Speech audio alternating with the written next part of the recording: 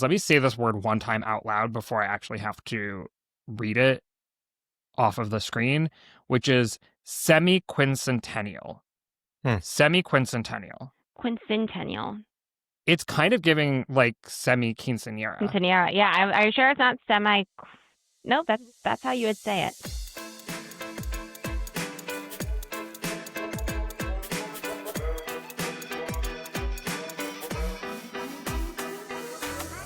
Hello and welcome to the GD Politics Podcast. I'm Galen Drew.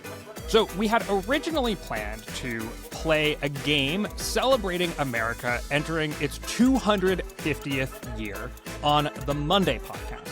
But as frequently happens, Jake Rubashkin, Leah Askarinam, and I ended up talking for far too long, and we didn't have time to play our game. I hope you enjoyed that conversation. It's in the feed from Monday. But it's still worth celebrating America's 250th year, or as I recently learned, it's semi-quincentennial,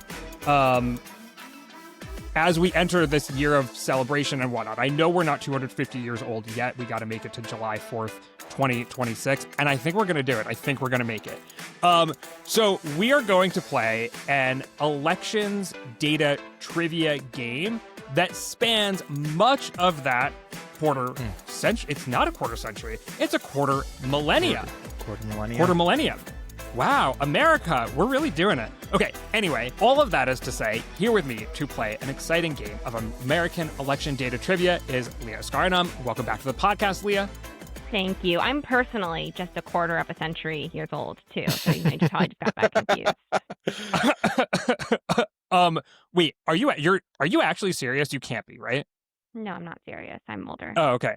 I was gonna say, like, you look amazing. You're but, like, no, you're gonna be like, very that's young. impossible. You do not look 25. Is what just happened. No, you sound like you have years of wisdom on Oh you. my goodness, Galen, you don't look a day over of a quarter century either. Oh my goodness. Okay, there we go. That's what I was really looking for. Now I'm blushing. Also here with us, who I think is the youngest person on the podcast, is Jake Rubashkin, deputy editor at Inside Elections. Welcome to the podcast. Yeah, clocking it at a spry 28. And here we're going to redact how much older the rest of us are than you. Although I think at this point people probably know. Anyway, welcome back, both of you. In reality, we've just finished recording one episode of the GD Politics Podcast, so we're loose. We're ready to play a game. Do you guys have a pen and paper? Yeah. I should have two pens because I didn't know this notepad already came with a pen. So already behind, Jacob. Already. Here's how it's going to work. I'm going to ask you a question. The two of you are going to write it down on your pen and paper. When time expires, you're going to reveal your answer and say it at the same time, because people who are just listening and not watching the video will not be able to see what is on your paper. So, are you guys ready? Great. I hate this for the record. Let's do it. Okay. So, here's the first one. Very, very on brand. What year was the first American election ever accurately predicted by polling? Oh, Leah just gave a face that suggests that she knows the answer. Oh, now she's giving a face that suggests that she might not know the answer. I hope listeners are loving this play-by-play. Oh, shoot. Can you phone a friend? I mean, I know that... No. I'm just trying to remember the... Oh, you can say the people. You can say... I think we'll let it fly if you just say the people. Hey, can I just say the person? Okay. I think you have to say... No, I think you have I to got say it. the people. I can do the year. Okay. All right. I like a little negotiation, though. I'm gonna be like 20 years off. All right. 3, 2, 1, reveal. 1932. Whoa. Okay, you're both wrong. But Leah is closer. Are we gonna do closest? Well, if I'm closer, yeah, clearly. That sounds fair to me. Was it 1936? Okay. The answer is 1936. Oh, second term was, of course, FDR. It was FDR. That was Gallup polling. And it was FDR versus Alf Landon as on the Republican ticket. But I have, so that's 1 point for Leah. We'll go closest. And I have a follow-up question here, which is that poll did correctly predict, as I said, the result of that election, which was FDR winning. However, what was the error of that poll in total percentage points? So the margin, the actual margin versus the margin showed in the final poll that Gallup released. I know that you're going to be winging this one. Don't worry. Yeah, I I have won't no put, idea, we're not yeah. going to judge you too much. So the difference between the actual margin and the margin in the poll. Yes. To know the results of the 1936 election for that to be even slightly. Are we doing decimals? No. Round to the Okay, good. nearest percentage point. Okay, AP. Okay, sorry. I'm just hoping to get the right order of magnitude here. Yeah, there you go. All right. No, Okay. 3, 2, 1, reveal. 9%. 4. Okay, all right. The point goes to Jacob. It was There we 12 go. percentage points. Pretty steep polling error. That's The bad. Gallup poll projected that the margin between FDR and Alf Landon would be 12 percentage points, with FDR getting 56% and Alf Landon getting 44%. In the end, the actual result was FDR getting 61% to Alf getting 37%. So it was a 24 percentage point victory overall. So they were off by 12 percentage points, which means, you know, Poland's been fucking up since early on. I actually don't even think you can say that it accurately predicted the right, like, oh yeah, FDR was going to win the 1936. Like, I don't know, a monkey could have told you that. Okay, Sorry, George, but also, I happen to have written an article about the first political prognosticators last year. I'm going to plug that for the nerds listening in here. Please do. And there was this economist for the FDR administration named Louis Bean, who I'm kind of obsessed with, who like turned economic indicators into elections forecasting, and then Gallup, and it all happened. There's a lot happening at that time in polling and political prognostication. So he wasn't a monkey. He was a smart man. A real person. He was a real economic person. Can I ask you, Leah, how seriously polling was taken when it was first introduced to the election coverage landscape? I have to imagine people weren't refreshing their carrier pigeons every minute to see what. Were carrier pigeons a thing in the 1930s? I think by then they had at least like done, you know, like, I don't know, mail. Phones. Mail.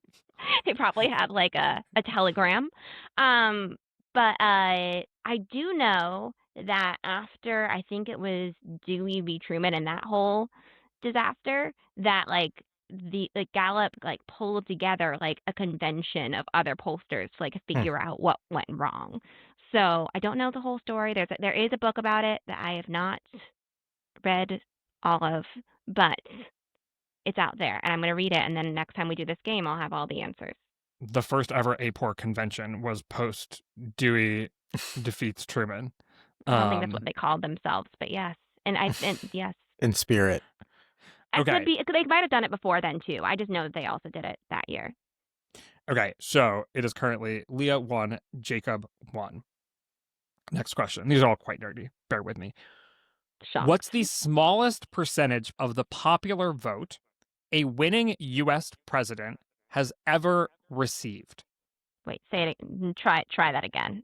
Okay. So what's the smallest percentage of American voters that an actual winning candidate ever received?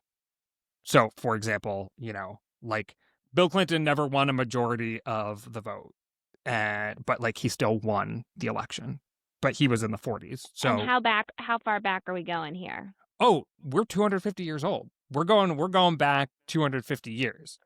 I mean, we don't have good data I guess.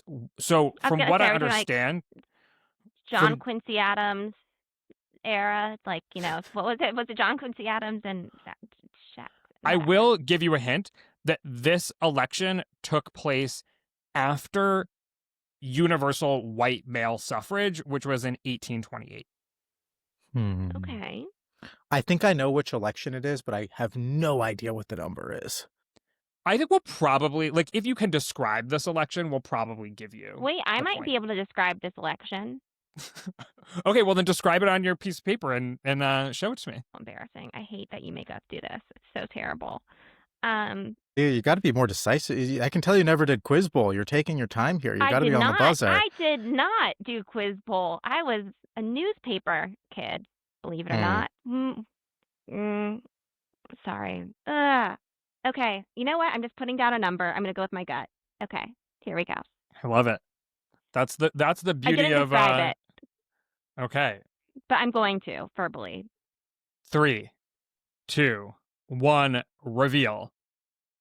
37%, 41. 1860, Abe Lincoln. Okay, Jacob, really doing it here. So you're off slightly on the percent, but you have correctly described the election. So Abraham Lincoln won with 38.5% of the popular vote in 1860. It was a 4-way race, though, so he still won the Electoral College decisively. But 38.5%, that's the smallest percentage of the popular vote a winning U.S. president has ever received. Jacob, tell us a little bit about where that piece of knowledge came from. Well, first of all, I think that was pretty good. Where did that piece of knowledge? Oh, yes, good job. Good job, Jacob. That was very good. Where did that piece of knowledge come from? I don't know. I mean, I knew that was a 4-way race because the Democratic Party had kind of fractured.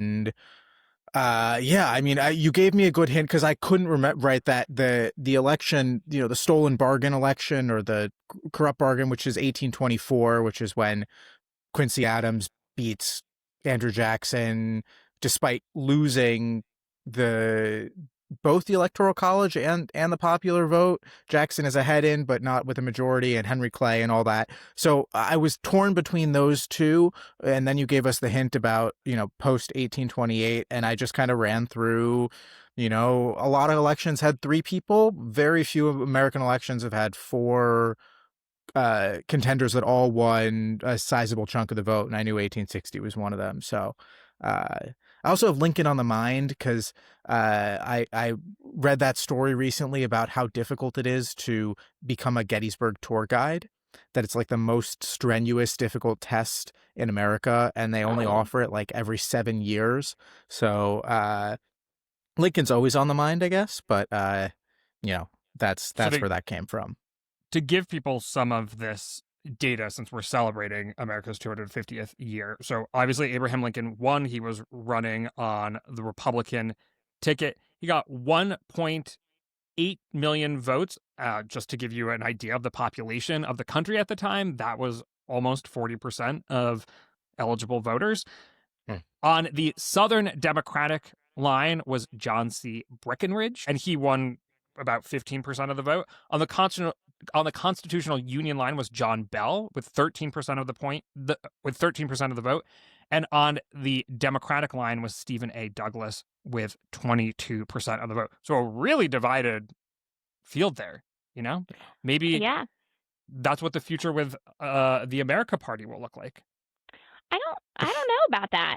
I was just reading, not just reading, like 2 months ago, I was reading that new Eric Larson book, Demon of Unrest, that goes a little bit into that election, which I should have thought of, but I wasn't even thinking a 4-way election, Jacob.